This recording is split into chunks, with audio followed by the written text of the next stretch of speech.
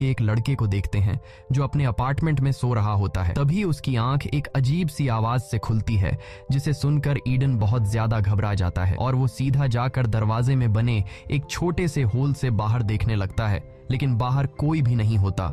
जिसके बाद ईडन आकर टीवी ऑन कर देता है, मगर टीवी पर सिग्नल नहीं आ रहे थे और स्क्रीन पर एक इमरजेंसी वार्निंग चल रही थी। ये देखकर ईडन को कुछ अजीब लगता है कि अचानक सिग्नल कैसे चले गए और ये इमरजेंसी वार्निंग क्यों आ रही है। वो ये सोच ही रहा होता है कि तभी उसे बाहर से लोगों के तेज चिल्लाने की आवाज आने लगती है। वो फौरन खिड़की की तरफ भागता है और जैसे ही वो अपनी बालकनी में पहुंचता है तो उसके होश उड़ जाते हैं। वो देखता है कि लोग यहाँ वहाँ भाग रहे हैं, जैसे कुछ बड़ा होने जा रहा हो। ईडन को कुछ समझ नहीं आ रहा होता कि यह सब क्या चल रहा है और तभी वह देखता है कि एक हेलीकॉप्टर उसके पास वाली बिल्डिंग से टकराकर क्रैश हो गया है। ये देखकर ईडन के पैर तले जमीन खिसक जाती है और तभी उसकी नजर नीचे एक बच्ची पर पड़ती है जो भीड़ में शायद खो गई थी और अकेली खड़ी थी। ईडन उसे देखकर लोगों को उस बच्ची की मदद के लिए चिल्लाने लगता है, लेकिन अगले ही पल वो छोटी बच्ची अपने आसपास के लोगों पर हमला करना शुरू कर देती है और लोगों को काटने लगती है। यह देखकर ईडन समझ जाता है कि लोग ज़ॉम्बी बनते जा रहे हैं। डर के मारे ईडन जल्दी से बालकनी से निकलकर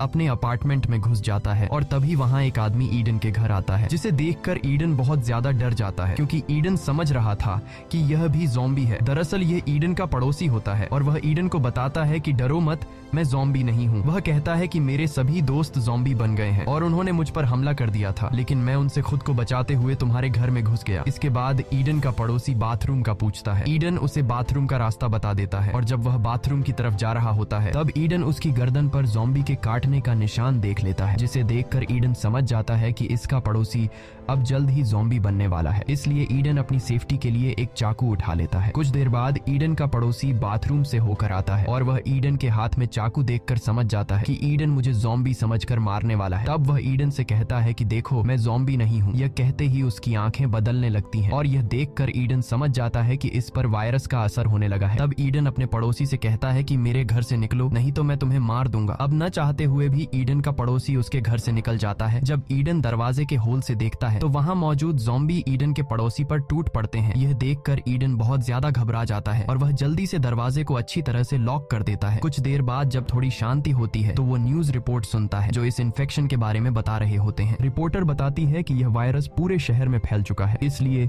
जो कोई भी इस वायरस से इन्फेक्टेड नहीं हुआ है उसे चाहिए कि वह बाहर बिल्कुल भी न निकले और अपने घर की सभी खिड़कियां और दरवाजे बंद करके अपने घर में रहे। यहाँ ईडन अपनी फैमिली को कॉल करने की कोशिश करता है, लेकिन सारी लाइनें बिजी होती हैं। जब वह अपनी मैसेज बॉक्स चेक करता है तो उसे अपने पेरेंट्स के कुछ मैसेज मिलते हैं। ईडन के पेरेंट्स ने मैसेज में लिखा था कि पूरे शहर में